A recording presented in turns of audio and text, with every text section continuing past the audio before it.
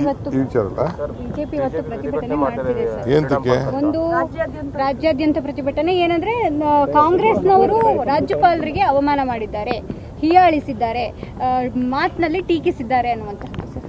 ಪ್ರಜಾಪ್ರಭುತ್ವದ ವ್ಯವಸ್ಥೆಯಲ್ಲಿ ನನಗೂ ಟೀಕೆ ಮಾಡ್ಬೋದು, ನಿಮಗೂ ಟೀಕೆ ಮಾಡ್ಬೋದು, ಯಾರು ಬೇಕಾದ್ರೂ ಟೀಕೆ ಮಾಡ್ಬೋದು. ಯಾರಿಗೇನು ಗೌರವ ಕೊಡಬೇಕು ಖಂಡಿತ ಗೌರವ ಕೊಡ್ತೀವಿ. ಘನವೆತ್ತ ರಾಜ್ಯಪಾಲರಿಗೆ ನಾವೇನು ಗೌರವ ಕೊಡಬೇಕು ಖಂಡಿತ ನಾವು ಕೊಡ್ತೀವಿ. ಅದರಲ್ಲಿ ಏನು ತಗರಲಿಲ್ಲ ಸರ್. ರಾಜ್ಯಪಾಲರಿಗೆ ಇವತ್ತು ಏನಾದರೂ ಸಲಹೆ ಕೊಡ್ತಾರಾ ಸರ್ ಸಚಿವ ಸಂಪುಟದಿಂದ?